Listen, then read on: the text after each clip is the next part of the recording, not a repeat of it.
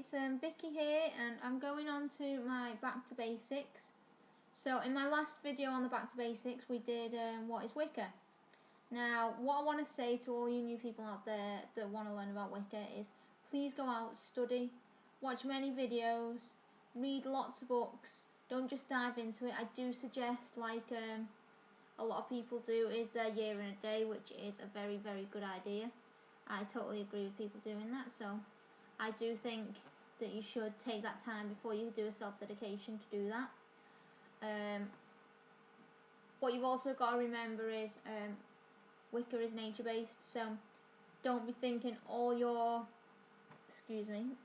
tools must be extremely expensive, because they don't need to be. You can use a lot of things found in nature. I think I've done videos in the past. There are ways of doing divination with different tools. Feathers, dice, normal deck of playing cards.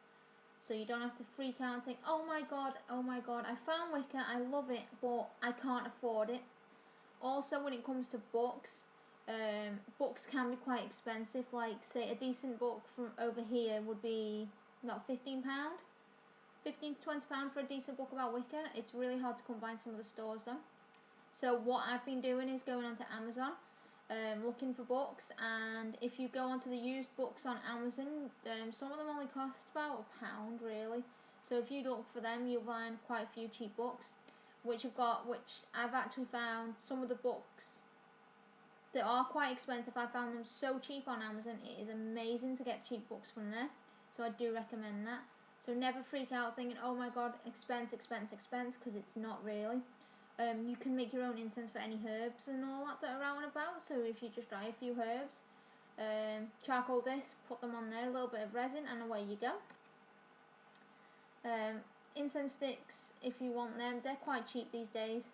And cheap candles that you can infuse with your own things, which I've done with one of mine. I infused mine with my black salt for protection. I think there is a video somewhere I've done on black salt, but I will find that for you. But anyway, what I want to talk about today is tools that you'll find on an altar. Now, I'm not going to go into great detail about them, but some people do want to know what you put on an altar. Now, everyone's altar is going to be different. My altar would be different to, say, another person's altar, but there is a basic things that we all have on them that are always the same. The way you set it up is up to you. You've got to do it for how you feel most comfortable, and that'd work for you.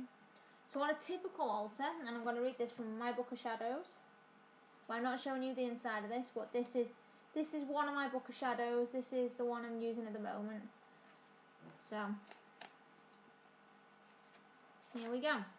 Now, most altars have a god candle, and when you're doing a ritual, this is lit to honour the god. Should be white and the opposite colour, or if you do it, my goddess and god candles are both white, but some people choose to have them opposite colours to represent the opposites. But it's up to you. A god statue or a picture. So my goddess Thoth and my goddess is Hecate, so I have the pictures. A statue or picture of the god you relate to most. So basically, when you find your god and goddess, I know it can be a struggle at first when you're first getting into Wicca, but you will find your god and goddess. Some people just have the goddess, but they still represent the god. A chalice or a goblet filled with wine or juice. I'd say you wouldn't have that on your altar continuously. That would be for ritual only. The goddess statue, obviously, or a picture. Goddess candle, which I've already talked about. Incense. Anathema, which my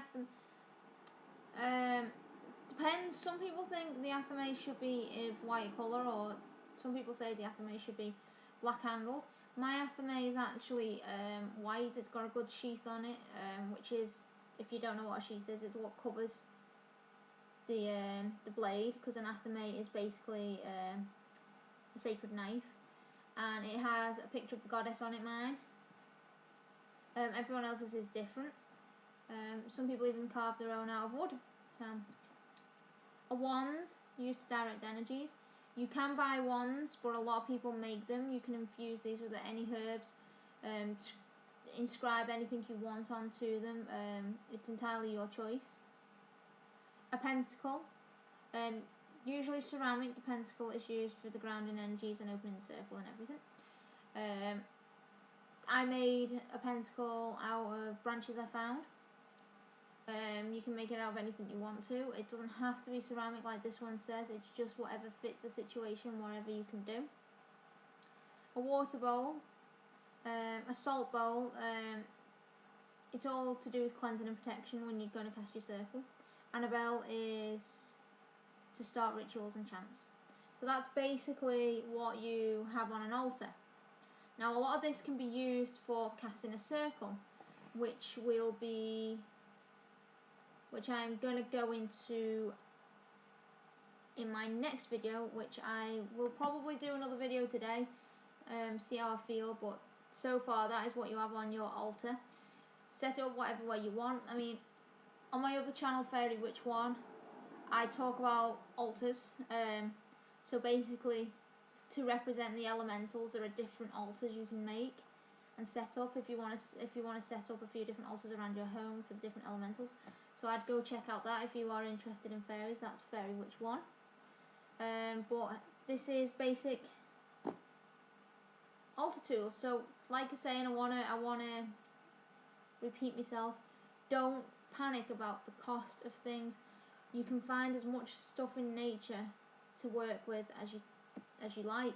It's like on my altar I have seashells, pine cones, just things to represent elements. What I find best is, because we use the elements in a lot of stuff we do, I always like to incorporate the elements onto my altar. So like my incense for air, and I've had feathers in the past for air. I've got seashells to represent water. I also have the water bowl to represent water. The pine cone for earth. I've also had